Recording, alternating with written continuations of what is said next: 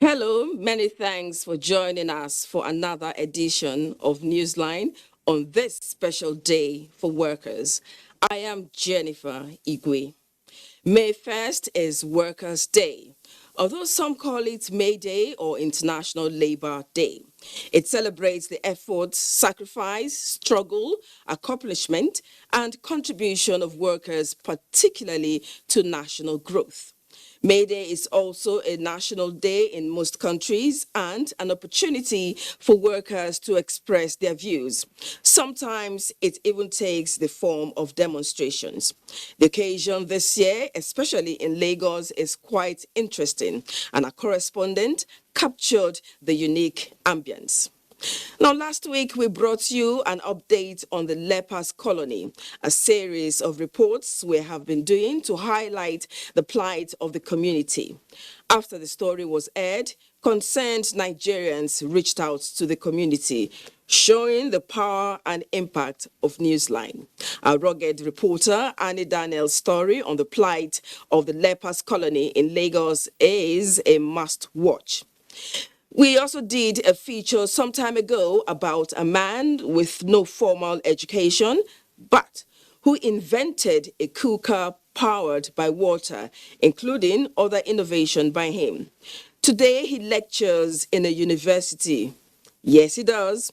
What institution, how, and what course? Hang on for details on this. Then stay on the line to find out how a brand is changing lives with dance and winners so far. All the stories we have on Newsline will come after the news segment, so don't go away. My colleague in Abuja is ready for the news segment. Hello, Elizabeth Omori, a worker like me working on Workers' Day. Duty calls. Thank you so much for joining us in Abuja. As the holy month of Ramadan winds down and Muslims mark the Eid al-Fitr, President Muhammad Buhari sends his best wishes to the Muslim Ummah in Nigeria and across the world as he appraises security situation in the country. In a statement, the president says the battle against terrorists who forcefully hide under the name of Islam is approaching its conclusion as final victory is in sight. The statement adds that thousands of fighters have surrendered for rehabilitation as normalcy is returning to the northeast. Likewise, challenges of banditry and kidnapping have been tackled differently in the northwestern and north central states, where the latest military acquisitions and the armed forces are being fanned out across the region to thwart acts of terror. The administration, the statement adds, is getting impressive reports on the special operations to curb crude oil theft and illegal oil bunkering in the South, with millions of illegally refined products being impounded and illegal refineries destroyed. On criminal acts targeting law enforcement and public facilities in the southeast, the statement says concerted military operations to rid the region of indigenous people of Biafra, IPOB, and Eastern Security Network ESN elements have been in recent weeks led to overrunning of IPOB ESN bases, the siege of weapons and the arrest of a large number of suspects, and that the president approved the establishment of a naval base in Oguta, Imo State. The war against drug abuse and illicit drug trafficking is also gaining momentum with the arrest of over 12,300 offenders, including 7 drug barons, the conviction of 1,400, counseling and rehabilitation of about 8,000 drug users.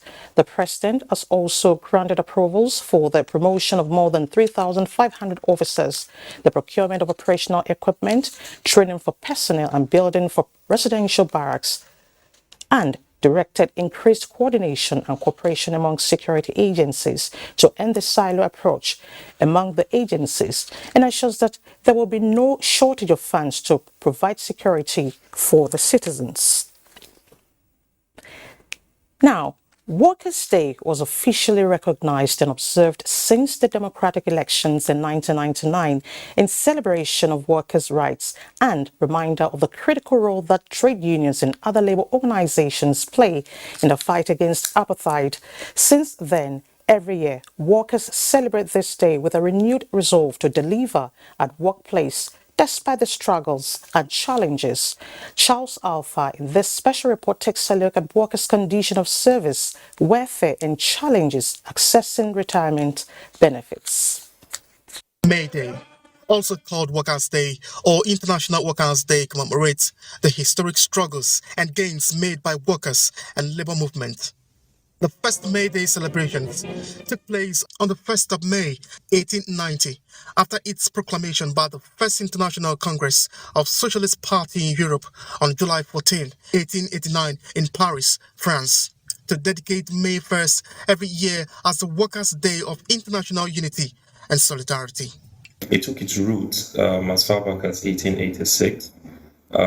Basically a series of events that took shape at that time, including the famous or infamous Chicago riots that basically spoke to the issues around wages and in particular working hours for working class people. In Nigeria, May Day as a public holiday was first declared by the People Redemption Party government of Kano State in 1980. And since then, it has become a national holiday. Between that time and now, certain demands became a yearly call, with some governments making efforts to meet them.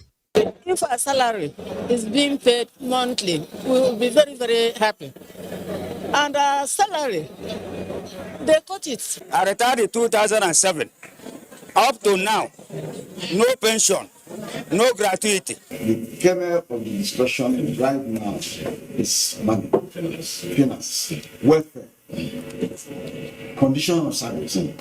The Nigerian workers, in spite of all of these difficulties, remain resolute and committed to delivering the best of services to building their fatherland. Charles Alpha, NTA News. Meanwhile, Vice President Yemi Osinbajo has commended the efforts of Labour leaders over the years for their contributions to nation building and that the federal government will continue to better the lives of Nigerians through its policies and programs. The Vice President stated this during the Workers' Day celebration at the Eagle Square in Abuja. Hammond Germany reports. President went through memory lane to highlight the contribution of Labour leaders towards Nigeria's independence and democratic development. He said, since the coming of President Buhari's administration over 7 years ago, a lot has been done in improving the living condition of Nigerian workers. As a progressive, I believe that the good governance and development mean compulsory education for the elected. It means universal health, including and inclusion for the alienated, social mobility for the poor, justice for the wrong, and social security for the vulnerable. The progressive vision of Nigeria for the orientation to new relations between the government and the government is defined by a local government. Someone is called as a social government. I want to assure you that as chairman of the APC and being one of you, we will sure make it to the promised land for the Nigerian workers. Minister of Labour and Employment and his FCT counterpart agreed that Nigerian workers are selfless and committed to their service, promising that government will continue to do its best to provide them with best conditions of service. The trade union political relevance is most appreciated when they combine and make their presence felt. It is particularly worthy to note the contributions of the thousands of construction workers and other employees who made Abuja their home and paved the way for others to follow their way. The Labour leaders say to achieve good governance and sustainable national development, adequate attention must be given to the workers. Instead of addressing issues of physical security, addressing issues of social protection, issues of decent wages, unemployment and poverty eradication, fixing the economy, our political elite comrades are more interested in the political office zoning. We urge government at all levels to respect provision of the 2014 Pension Reform Act, which did not remove the payment of gratuity to workers. We urge government at all levels to clear their gratuity arrears. The Labour leaders are demanding the release of all those abducted by terrorists, with government addressing the insecurity situation in the country, provision of stable electricity, among others. Hamman Jabani, NTA News. As Nigerian workers celebrate their 2022 Workers' Day, state governments have assured Nigerian workers sustainable policies for their welfare. Here is a compilation of activities marking the day across the Federation. Adeniyi Taiwo in Lagos reports that as workers in the state celebrate their day, they stood for good governance. We call on Mr. Governor to finally give us security apparatus in the state as this is the center of excellence. We fully acknowledge the constitutional provision our workers are entitled to certain rights, including the rights to reasonable working conditions and a fair remuneration. Today, we confirm that this administration will safeguard these rights. Lekon Agbonde in Ogun State reports that the state governor commended the workers for their unique roles in driving the economy of the state. We will continue to constructively engage our workers so that there can be mutual understanding between the two sides. Now is the time for action to put smile in the faces of workers and retirees in the state. The organized labor movement in Borno State marked the International Workers' Day with a rally and celebration of a collective commitment to return the state to the path of progress. Jude Abugu in Benin reports that the state government is to carry out an upward review of minimum wage to reflect the current economic realities. The government of Edo State has now decided to review the minimum wage for Edo State workers to 30,000. The governor is used to doing things like this. He's very worker-friendly. Still on the celebration, Governor Oyedere of Bayelsa State commended workers in the state for their diligence and sacrifices in line of duty as they pledged better welfare. So let us all continue to work together for the shared prosperity of our states. Delta State Governor Dr. Ifeanyi Ukowa, in his message to the workers, assured of policies that will continually improve their living standard. Workers do not have 700,000 to pay for 2-bedroom flats. So please, also intervene. I want to remind you that we are mindful about the high rent in the capital territory. We will see how to intervene and mediate and see how we can get it to be affordable. Meanwhile, Governor Simon Lalong says his administration will sustain prompt payment of workers' salaries, urging them not to relent in contributing to the success of government's policies and programs. He would continue to pay them their salaries, continue to pay them entitlements, and continue to be committed. They advocate improved security across the country. And messages of appreciation on the efforts of Nigerian workers in the development of the country have been coming in as Nigerian workers commemorate Workers' Day across the country. Ruth Agrele reports.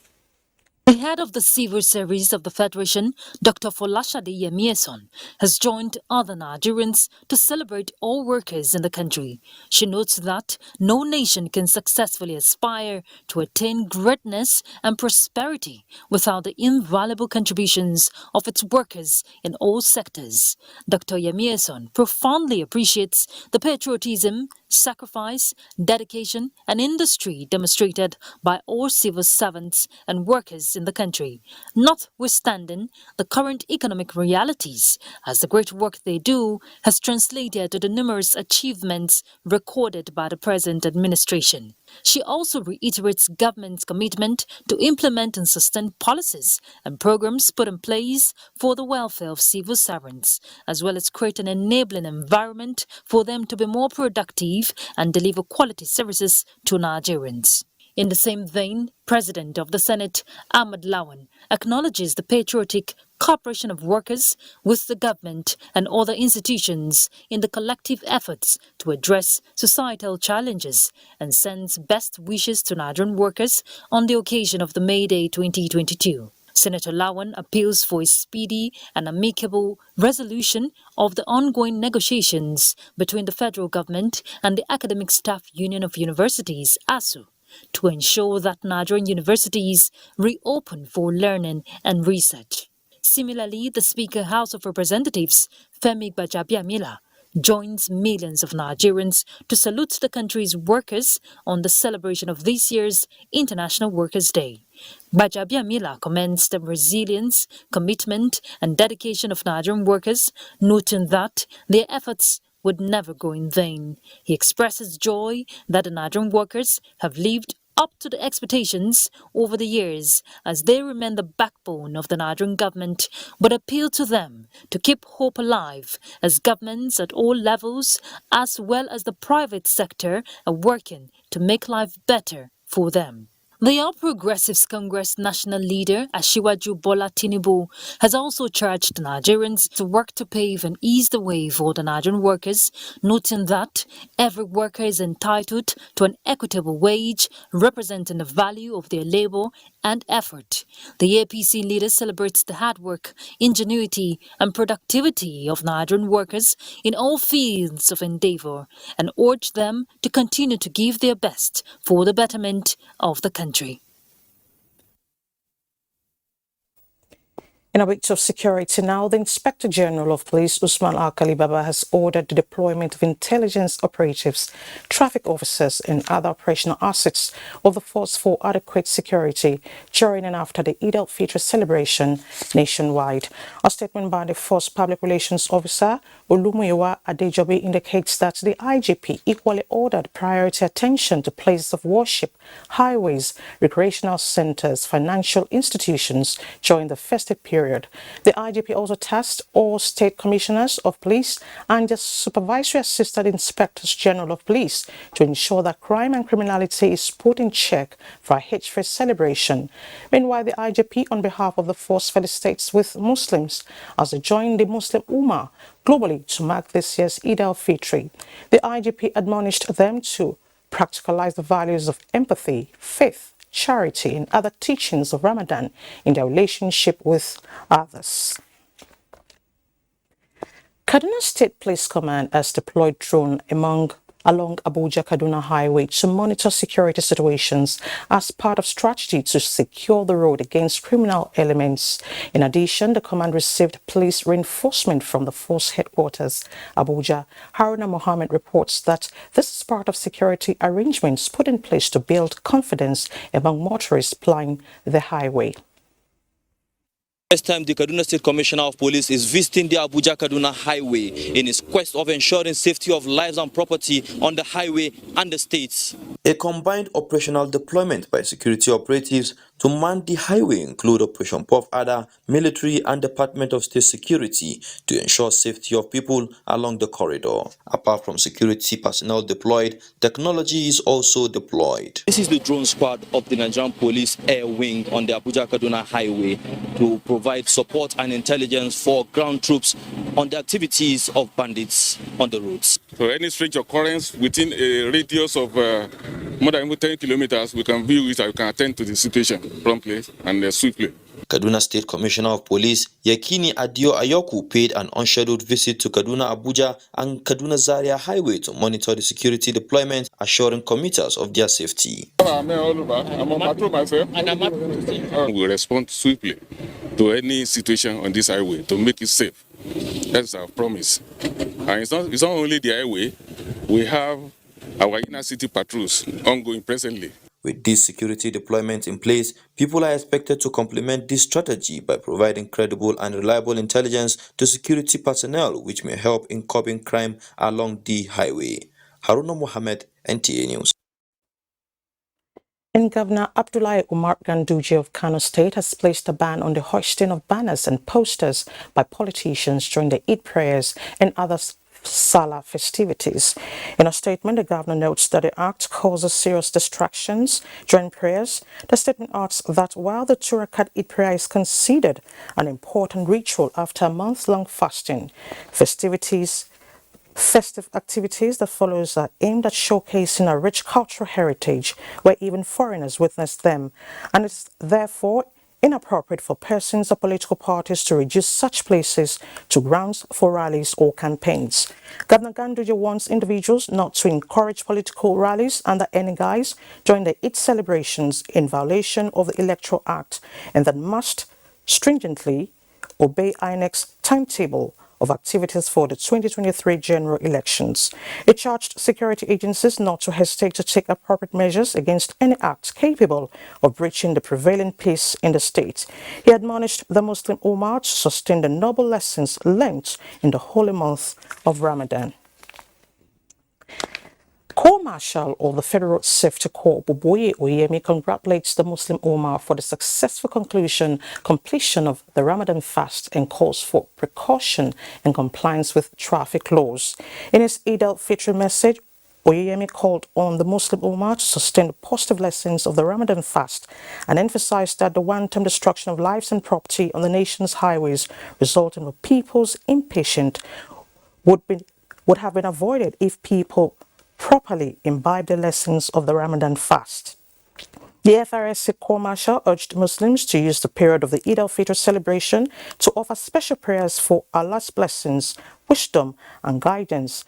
It restates the commitment of the FRSC to sustaining its present collaboration with other security agencies towards effective enforcement of traffic rules and regulations. In other news, the Nigerian ambassador to Spain, Ademola Seriki, says no amount of blackmail will deter him from protecting the nation's interest against individuals whose interest is at cross purpose with that of the country. The ambassador stated this in an exclusive interview with Anthony Forson. Details of this report will come subsequently. Minister of Defense Major General Bashir Salih Magashi has emphasized utilization of core values, integrity, discipline and professionalism as key to attaining standard in Nigeria's Air Force to commensurate to what is obtainable in the world. He was addressing graduates at the combined passing out of commissioned and basic military course at the Nigeria Air Force Military Training Center, Kaduna. Haruna Mohammed reports. Display of skills by graduating Air Force personnel as combat ready to confront contemporary security challenges in the country.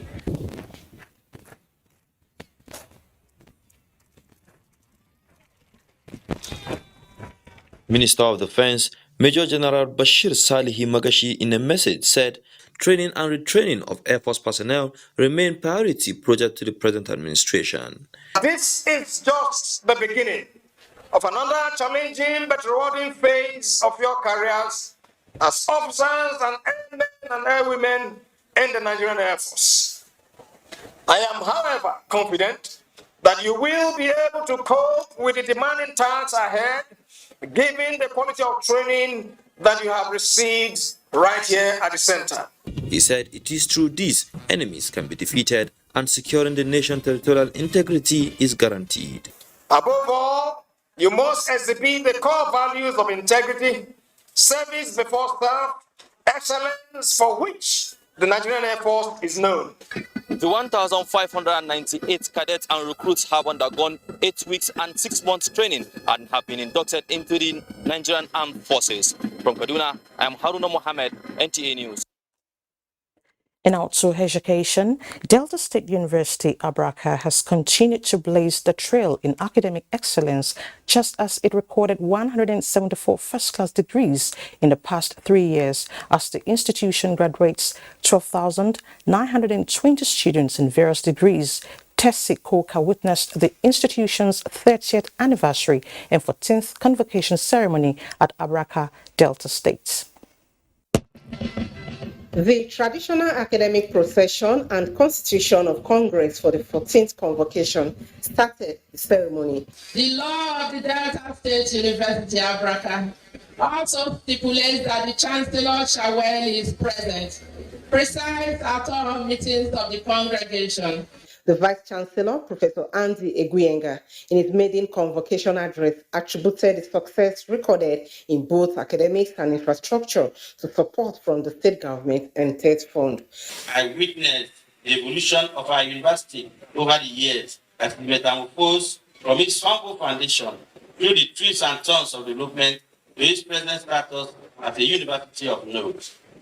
Permit me to express the appreciation of the Governing Council to you for your upright role as well as for your unending support and assistance.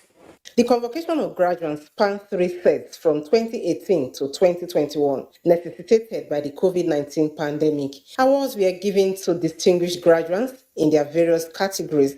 Honorary degrees were also awarded to retired Justice of the Supreme Court of the Federation, Justice Francis Tabai, an industrialist, Jim Ovia, and a former Vice-Chancellor of the institution, Professor Emeritus Eric Arubai. A posthumous award was also given to Emeritus Professor Sam Okala. I want to thank this university for this privilege they have given to me to be honored this way. The visitor of the university and Governor of Delta State, Dr. Ifeanyi Okowa, who was represented by Ovie Agas, inaugurated some projects as part of events lined up for the ceremony. These include the Pharmacy Department, Department of Nursing, and Faculty of Arts and Culture, amongst others. The week-long activity covering the convocation ceremony also witnessed lectures delivered by the Chief of Staff to the President, Professor Ibrahim Gambari, and a renowned public speaker from Kenya, Professor Patrick Otieno Lomba, former Governor of Delta State, Chief James Tibori, and Dr. Emmanuel Udwan. It is on record that the institution's current rating is now 14th amongst universities in Nigeria and second best in the South-South geopolitical zone, as well as the institution with the highest number of professors in the country. Appreciate you so much.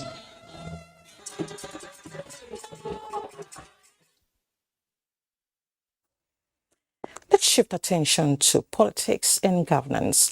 A 40-year-old indigene of Ewemi in Eastern South local government area of Edo State, Nicholas Felix, has declared his intention to run for the office of the President of the Federal Republic of Nigeria under the platform of the All Progressives Congress APC. The aspirant, who was the presidential candidate of the People's Conscience Party PCP in the 2019 general election, made his intention known when he visited his hometown to receive the blessings of his people. Goodluck Enaine reports that he also visited the state secretariat of the APC and the Otaro of Auchi to declare his ambition. An interface with members of APC at Ewohimi ward office of the party, Nicholas Felix officially informed his people about his presidential ambition, just as the party members gave advice and words of encouragement to him. Out of great regard and respect for you all, we decided that we will come here first before going anywhere else. We'll visit my hometown so I can officially, first of all, tell you all, as your son, that come 2023, I'll be running for the President of the Federal Republic of Nigeria. Nicholas Felix, who was also at his family's compound to receive the blessings of his kinsmen before visiting the palace of the Onoje of Ewohimi, where he received royal father's blessings behind the camera.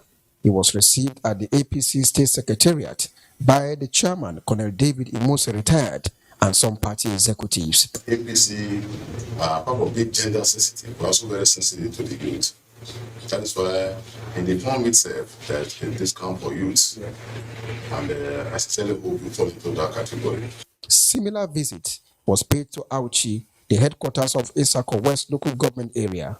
He met with the Otaru of Auchi, Aliru Momo Ikelebe III, behind closed doors before interfacing with his supporters who assured him of their support. In Benin, good luck in NTA News. The National Working Committee of the People's Democratic Party has promised to work for the victory of aspirants in the party who will eventually emerge as candidates.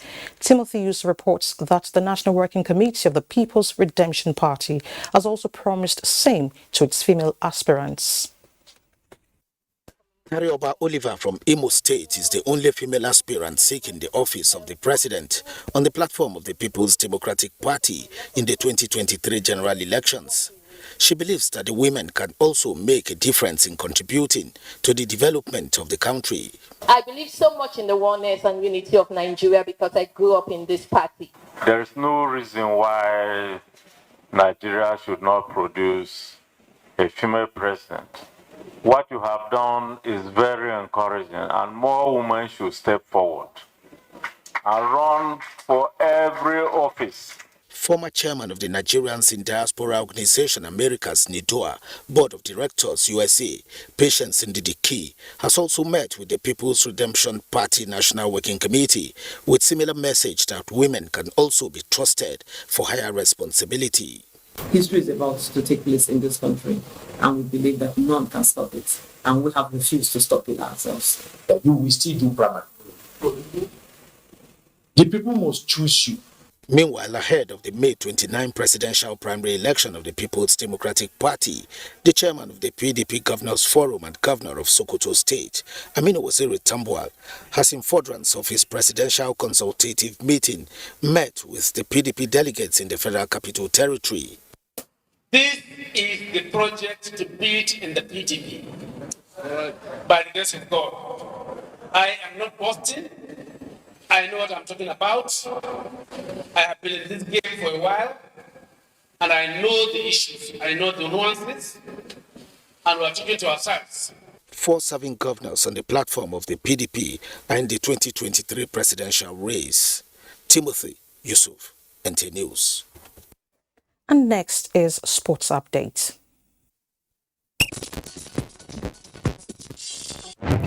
After their colossal victory over Egypt, the head coach of the Nigeria Under-17 female national team, Bankole Olowo-Okere, has also reacted to his team's progression to the 4th round of the FIFA Under-17 Women's World Cup qualifiers. The Under-17 team, the Flamingos, thumped their Egyptian counterparts 6-0 on aggregate to maintain a clean sheet, conceding no goals in 4 matches played so far. Just need to sit down and get in-depth information about them.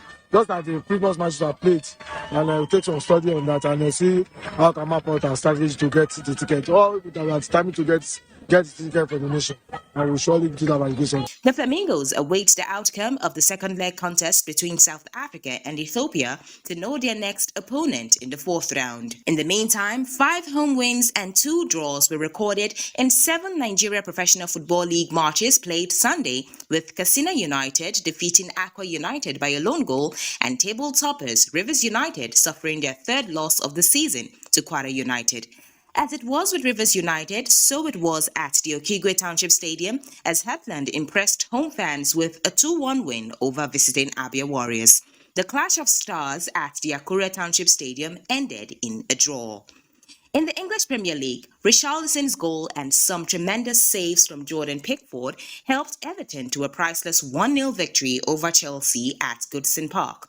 Frank Lampard's side, however, still sit 18th and will be looking to build on today's victory to ease relegation worries.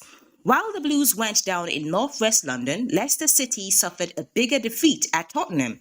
A last-minute lone goal from Kelechi Iheanacho could not save Brendan Rodgers' men from the duo of Heung-min Son and Harry Kane, who fired Tottenham to a 3-1 win.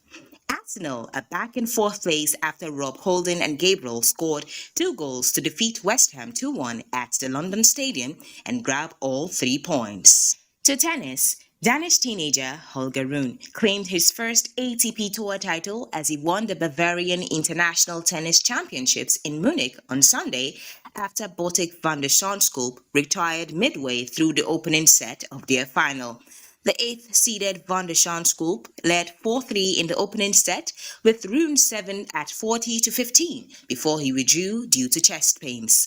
The 70th-ranked Roon, who stunned top-seeded Alexander Zverev in the second round of the competition, becomes the third youngest champion in Munich and is also the first-time winner on the ATP Tour this year. With Sports Update, Cynthia Ogun, NTA News. Thank you, Cynthia, for the updates. And don't forget, you can follow us live on our website at nta.ng/live, as well as our platforms displayed on the screen. And that's the news segment. Jennifer will be back with more reports after the break. To stay with us. Welcome back.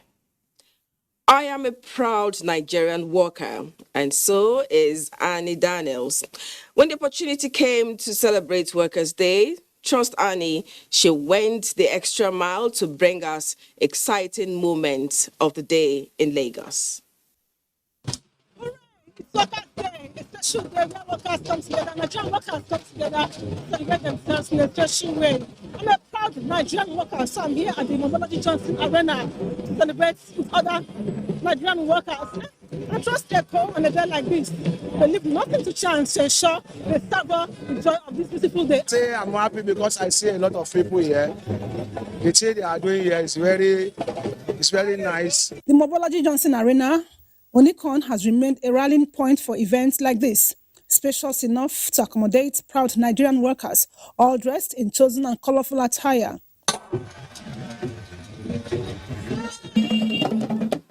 Local drummers, food vendors and hawkers all enjoyed high patronage, even as sounds from the vuvuzela and solidarity songs rent the air. If I play this thing, people they give me money.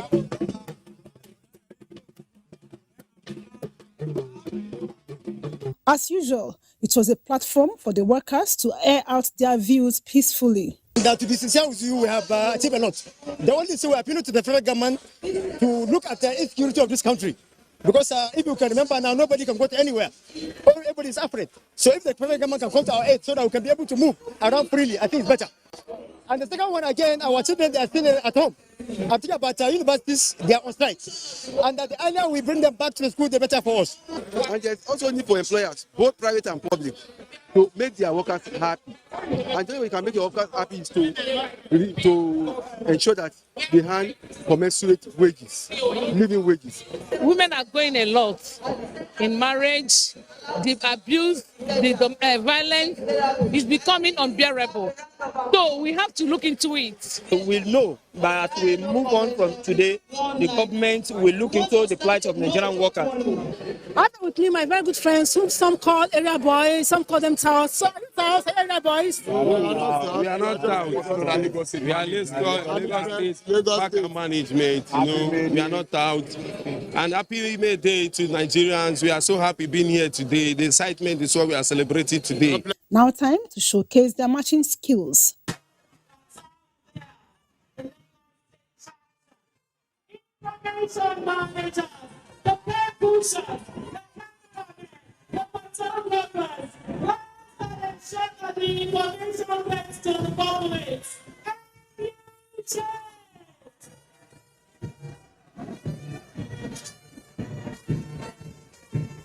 Can you beat that? Wow, it's a very wonderful day for every proud Nigerian worker here at the Mobology Johnson Arena. We've been able to air our views, and we believe that by this time next year we'll come back here to celebrate ourselves even better than we did today. And Jennifer, tell us about the Workers' Day. How did you celebrate it? Thank you, Annie. I celebrated. I think I went to church, then I went to work, and I'm still here. Okay, our next report, I'm very sure, will make you understand the power of the media and Newsline. Last week, Annie Daniels promised updating us with activities at the Lagos lepers colony. And I'm happy to inform you that some persons, including the Lebanese community in Lagos, after seeing the report on Newsline, have extended their milk of kindness to the lepers. Annie, please dish us the update. Access into the lepers colony has become worse with the coming of the rains. Notwithstanding, we got into the colony.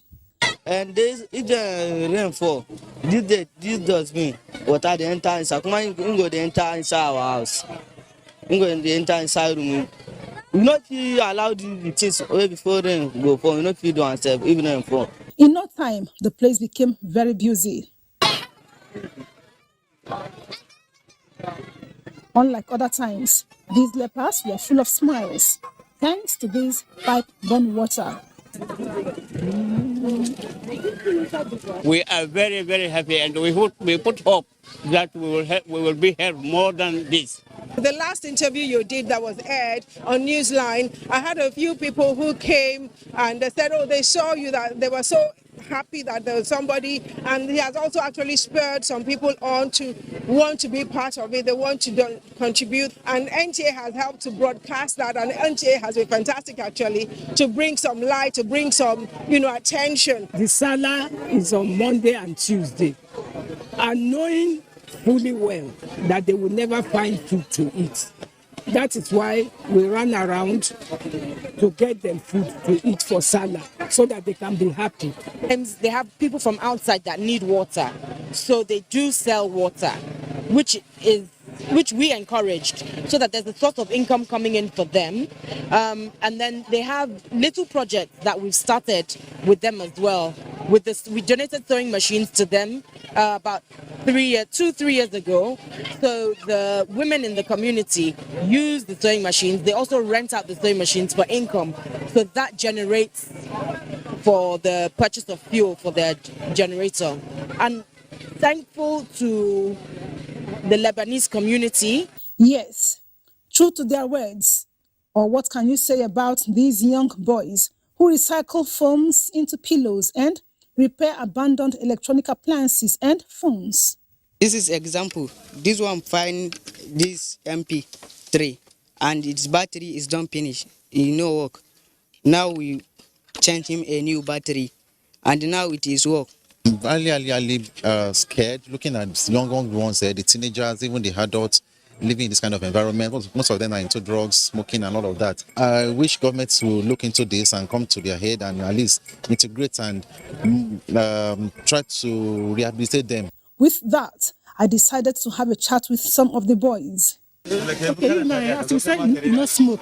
Me, I know smoke. The others who they smoke. Yeah, I get people where they smoke. Okay. Remember Halima Musa? Her joy was conspicuous when she saw me. And guess why? Some people tell me for TV. So by the time go for that, and so I'm not watching because we are not have lights here.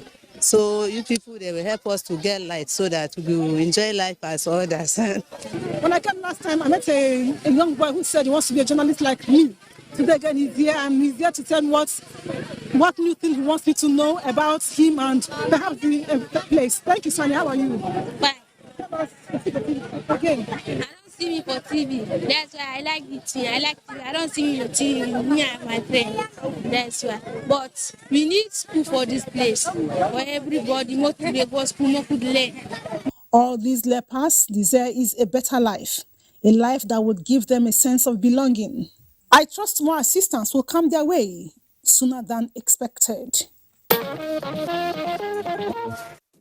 Thank you, Annie. Now, Annie's reporter's diary on the lepers colony will continue until the condition at that community improves tremendously. Do you remember Malam Hadi Usman in Gombe, who invented a cooker powered by water, which we reported on Newsline? We have kept our searchlight on him since then. Today, Emmanuel Akila reports that engineer Hadi Usman, who we told you in the last report has not gone through school, is now a lecturer at the Gombe State University. How? Let's find out. Engineer Hadi Usman in a lecture session with his students at Gombe State University. Engineer Hadi, Muhammadul Hadi, he has invented a lot of things. Radio station, I think, in the 1970s in Kano, and recently he invented a cooking gas using water, pressure from water. Currently, he's teaching our students about general electronics, electrical electronics, and satellite installation. Is this to say in Nigeria, we are now turning attention more on practicality and feasible results in finding solutions to our technology backwardness than paying more attention to paper qualifications? Today in Nigeria, one of our major problems is that you find out that graduates are coming out from the school without getting jobs. Yellow, video, red and white, audio, left. Hadi Usman knows the professional names of the components of every electrical gadget he lays his hands on as he lectures, but his mother tongue is the language of communication in his class. I am shine wajen tuning na tuna kama solution NTA da gidan talabijin na jiwa. He do use Hausa. In some aspect, he do use English. Whatever question we have, we can freely ask him in our mother tongue, and he will definitely give us the answer.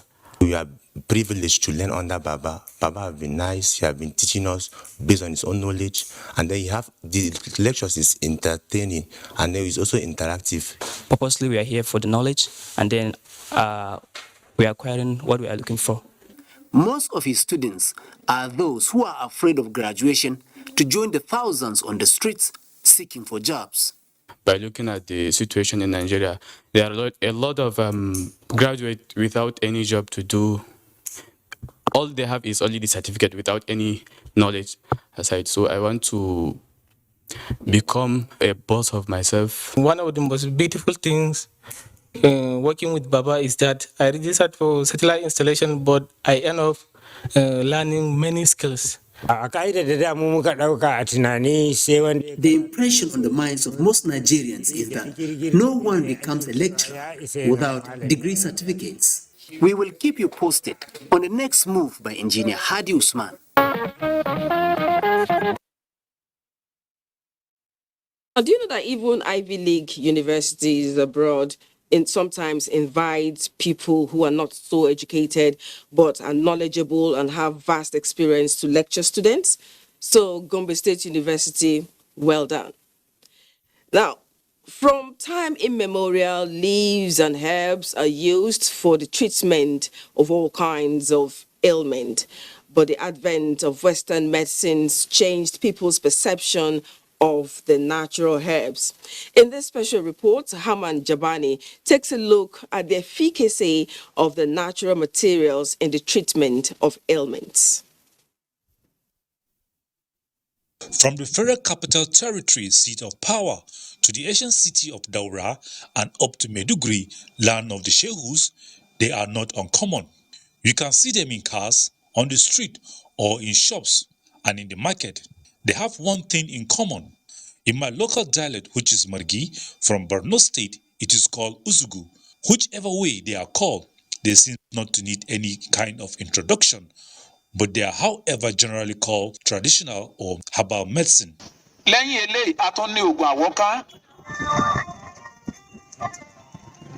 It is believed that over 3/4 of the world's population is using herbal medicines with an increasing trend globally. The sale of roadside herbal mixture in Nigeria is on the rise, a commerce that is driven by those who believe in its efficacy or other reasons. There is this notion that many Nigerians are suffering from chronic kidney problems as a result of the consumption of herbal mixture and the problem of trying to use one herbal concoction to cure multiple diseases. Until clinical trial is done, I cannot go on the air and say, oh, this can cure. Why?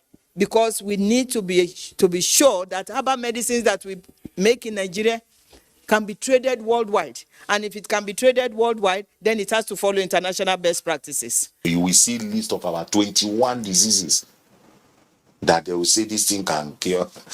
I think it's market or business design that is driving those ones. That is not a science, and we don't encourage that. The truth remains that herbal medicine, one plant can manage up to 2-3 health challenges. That plant must have undergone, some screening, so that company have to be isolated. We have to be able to see the active ingredients, and each of the active ingredients will be able to tell you a particular ailment that it can handle. House of Representatives has so far raised 6 motions on the need for the National Institute for Research and Development and other agencies to develop Nigerian traditional medicine.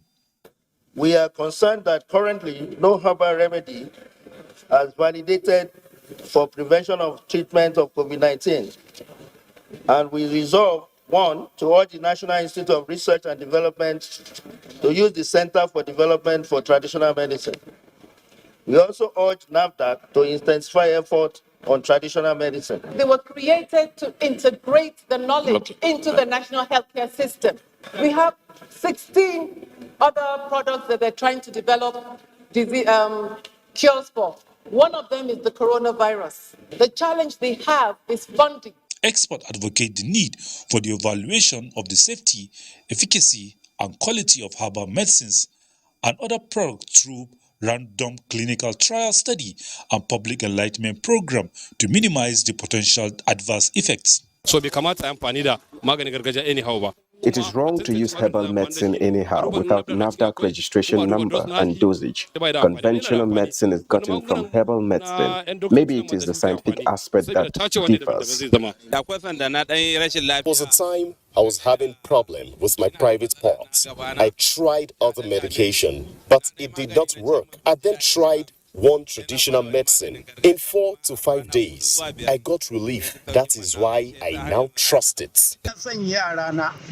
I want my children to inherit this business, but they see it as an outdated business. It is a profitable business. We started what is called Herbal Medicine Product Committee in 2019, where we brought practitioners and researchers in the universities together. And we sensed that mistrust, and the herbal practitioner said NAFDAC has to midwife the relationship, because our parents, ancestors have been using a lot of herbal medicines that worked. It is that we don't know whether that's toxic if we use too much, or whether it's effective if we use too little.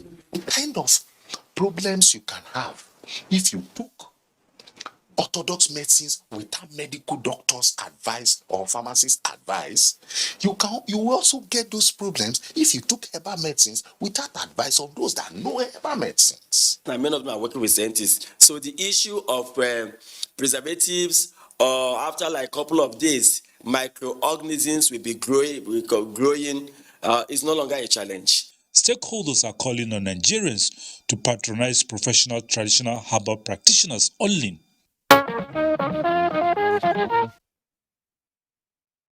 I think we need more collaboration between medical practitioners, researchers, and herbal medicine practitioners. We'll take a break now. Newsline will continue shortly. Welcome back.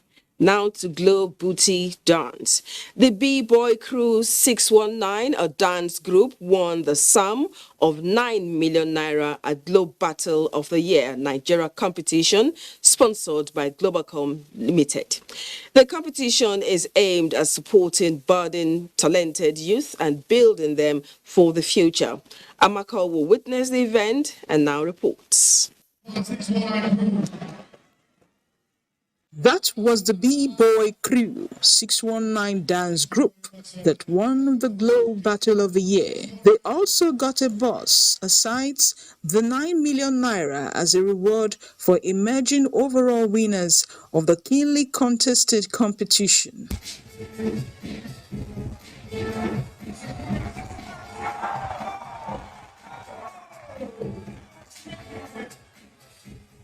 Other winners of the various categories of dances include locking, pumping, afro, crumping, went home with various cash prizes. I feel happy, so excited.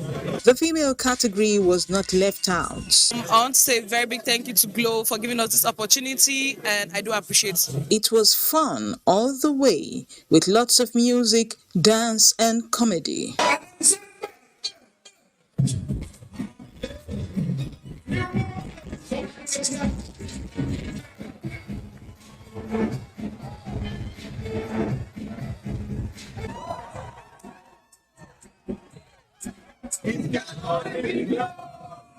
Yes, it can only be Globacom, a corporate body that continues to provide the platform for talented young Nigerians to showcase their dexterity in many fields of endeavor.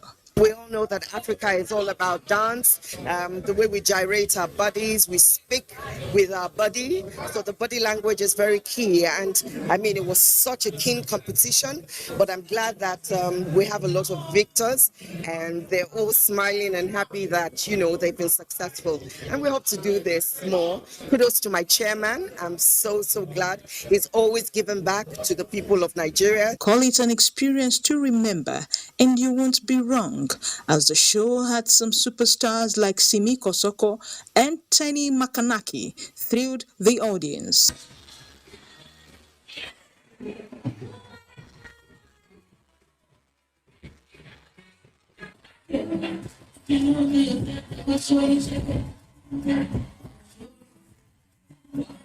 Climax was the emergence of Davido.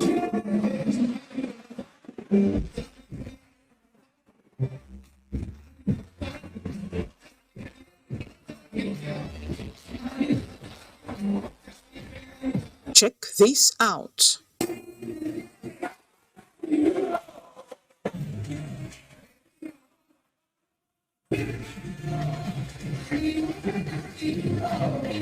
The World Cup of Breakdance, called the Glow Battle of the Year, brought unlimited fun and entertainment to fans as they look forward to subsequent editions. Globacom is Nigeria's indigenous telecommunications company that has continuously empowered Nigerians over the years. Way to go. Now, the Nigerian Breweries PLC has formally inaugurated Ama Brewery Expansion Civil Works with a promise to continue to expand its corporate social responsibility in the areas of health, education, community infrastructure, and sports development. Chika Ugu reports that the chairman, Nigerian Breweries PLC, Kolawole Jamodu, was speaking at the inauguration ceremony in Enugu State. Since its inception in Enugu in the year 2003, Ama Brewery has contributed immensely to the growth of the state through tax payments and job creation. According to the chairman, Nigeria Breweries PLC, the civil works project will make Ama Brewery the biggest brewery in the country once concluded. We remain committed to winning with Nigeria and to playing our role as a responsible corporate citizen, supporting government at its federal, state, and local levels. Enugu State Governor, represented by the Secretary to the state government, while enumerating some of the benefits of doing business in the state, acknowledged Ama Brewery as one that has improved the economy of the state and enhanced employment generation. We commend the organization's corporate social investment in Enugu State.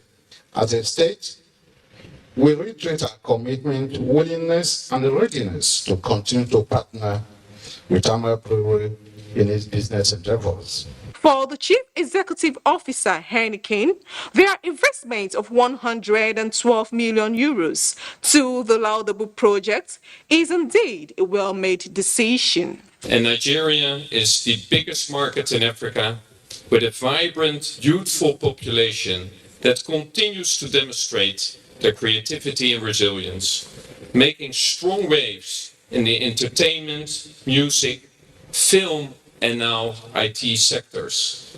Dignitaries and key players in the brewery industries, including the Minister of Industry, Trade and Investment, and Governor, Central Bank of Nigeria, who were represented, commended the Nigerian breweries for producing the finest quality drinks and expressed belief that the expansion of Alma Brewery will further improve economy of the state and country at large. High point of the event was the unveiling of the plaque for the inauguration of the civil works. Members of the host community and their traditional rulers dressed the foreign visitors in Igbo attire and presented gift items to them, while the foreign visitors planted trees in the arena, a tradition of the company to reduce the effects of climate change.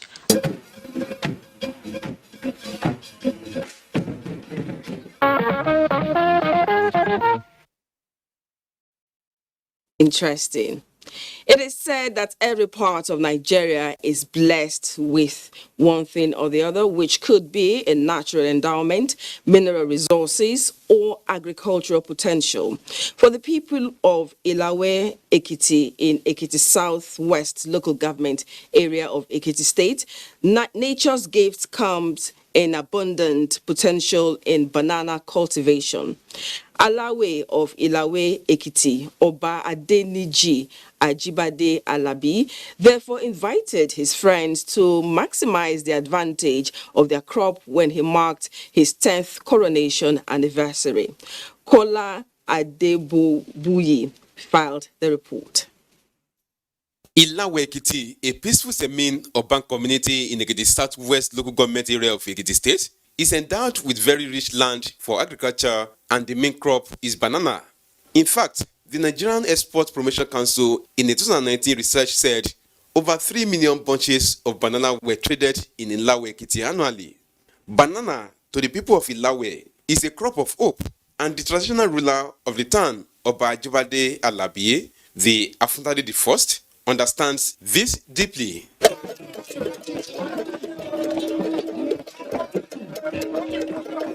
To mark the 10th coronation anniversary on the throne, the Alawe invited brother Obas, including the Ooni of Ife, Oba Enito Ogunwusi, the Ekiti State Governor, Dr. Kayode Fayemi, and other top government functionaries, and members of the business community to join him in raising 300 million naira for the establishment of a banana factory. And we must commend Kayode who is developmental in every respect.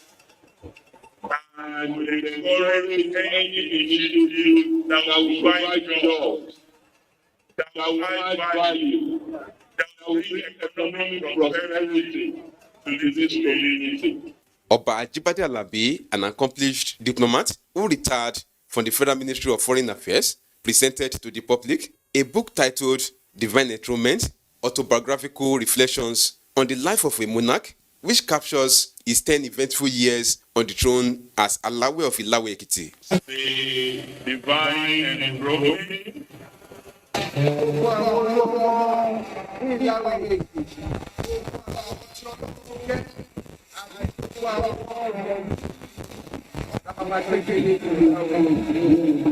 It was indeed a cultural fiesta for the Ilawe community as the young and the old trooped out to celebrate a monarch who they all love and who loves them.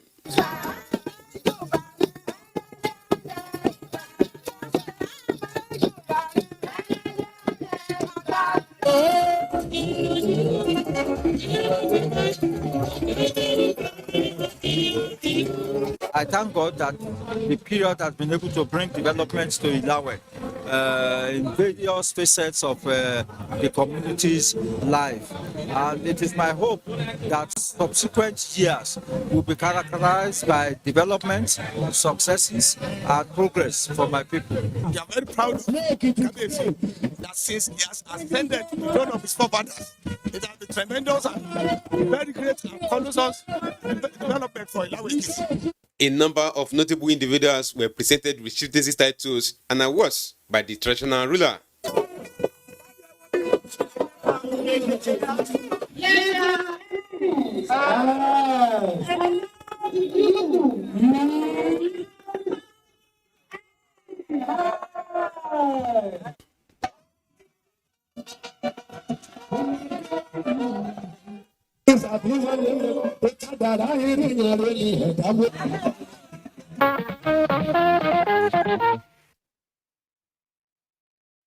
Congratulations to the traditional ruler and the community. The history of the Oyo town would not be complete without mentioning the name of Oba Lamidi Olayinka Adeyemi III. He was the longest serving Alaafin of Oyo, who reigned from January 14th, 1971 to April 2022. Correspondent Adekule Adebayo has this package on the life and times of the monarch.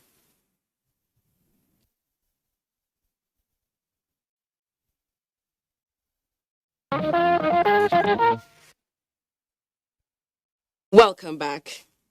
Now, before we went on that break, I talked about the Oyo town that would not be complete without mentioning the name of Obalamidi Olayinka Adeyemi III. He was the longest serving Alaafin of Oyo, who reigned from January 14th, 1971 to April 2022. Correspondent Adekunle Adebayo has this package on the life and times of the monarch.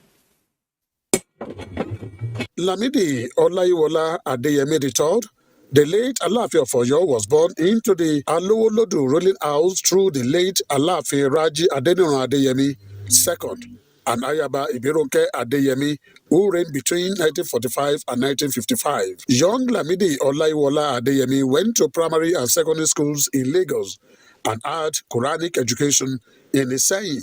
He was exemplary even in his days in the Arabic and Quranic school, which we attended at the same time, and in the primary school in Lagos. He was always on top of his class.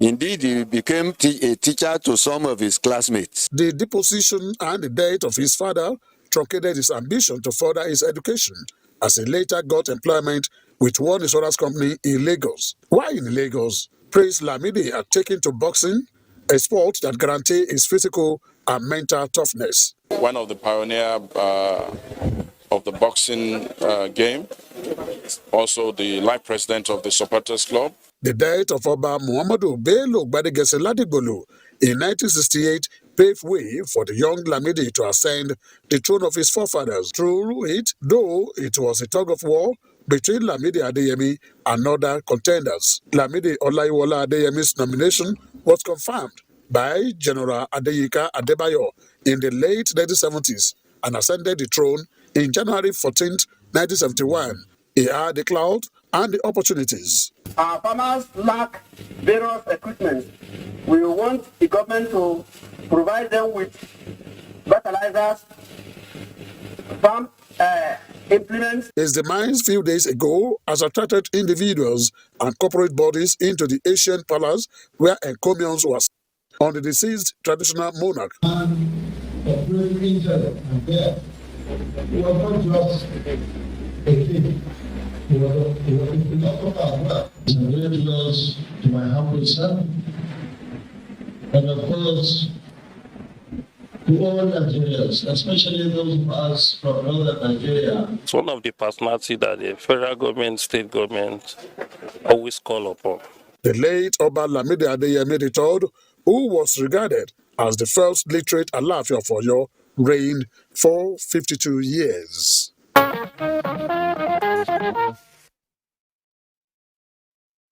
May his dear soul rest in peace. Amen. Now, turning 80 is by no means a small feat. And for a mother who has sacrificed so much to ensure success of her children, it was not surprising that they would not let her 80th birthday anniversary come and go quietly. This is the case of Elder Lucy Osebo. Her children are honoring her with great applause while she's still alive. The celebration, which took place at Uromi, Isa North, East Edo State brought together family, friends, associates, and personalities from within and outside the state. Guests at the event include the Zonal Director, NTA Port Harcourt, Bosede Adebayo, who joined the children to celebrate their mother. Agatha Egware Ujo has more. Thanksgiving Mass at St. Anthony's Catholic Church in Uromi began the celebration. The retired teacher and community leader, accompanied by her children and well-wishers, thanked God for the gift of life.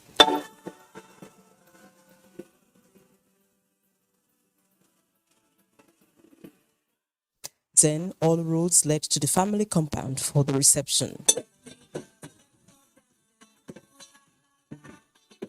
While the guests were being entertained, Mama stepped in.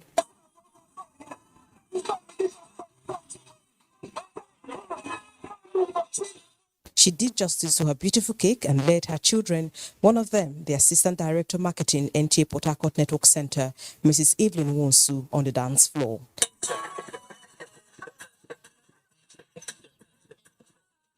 She's an honest woman. Just a very good person, hardworking. She's very humble and then down to earth.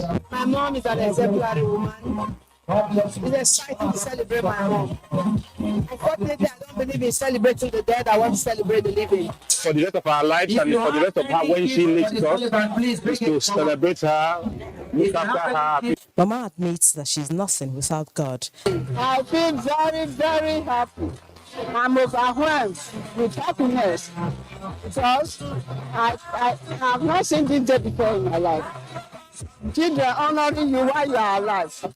Presentation was made by schoolmates of Agbra Grammar School, where she worked, as friends and family showered encomiums on her. The teacher and community leader who lost her husband about 20 years ago is from Abuja. Elder Mrs. Lucy Osebu Ekwen was born into the family of late Elder Peter Agbale Oliki of Ugbeni Quarters, Ubiaja, Edo State on the 5th of March, 1942. She formed the popular Ubiaja Daughters and Wives Association.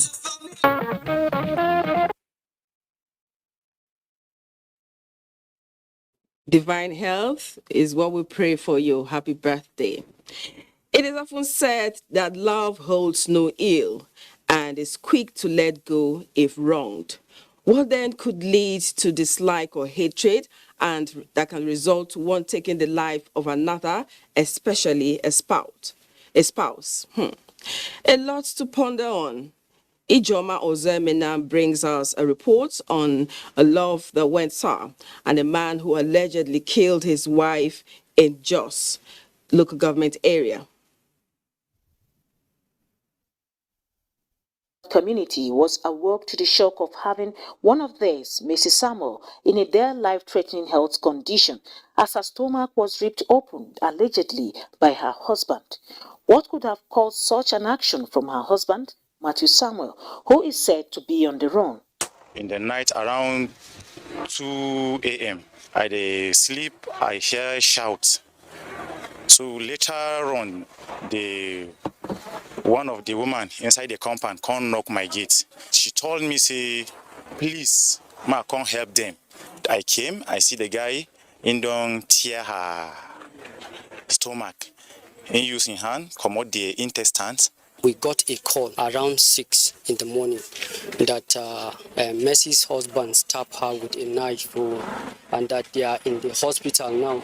She said, after stabbing me, he held my intestine, cut it the first time. He abandoned me there. He ran to my box, scattered my clothes, picked my money, and he ran out there, leaving me in the room to die. 17th April 2022 was indeed a dark day for both late Mercy and her family, as help did not come until early hours of Monday when she was rushed to Bingham University Teaching Hospital, but it was too late for her as she gave up after undergoing surgery at the hospital. Her death drew condemnation from all walks of life, with a vow to ensure justice is served. We're going to put our heads together and follow this case to the last conclusion. So what are we saying? We've had cases and cases. So if it means legislation so that these cases can be heard. What was done by Samuel to Mercy shows that he had no respect for her personal dignity. With the case lodged at the police headquarters, the body of the deceased was released for burial, where the Minister of Women Affairs and Social Development, Pauline Tallen, represented, says she will continue to fight for the rights of women and less privileged in the society. Late Macy Samuel, a business lady, was born on 15th April 1997 and has 2 children.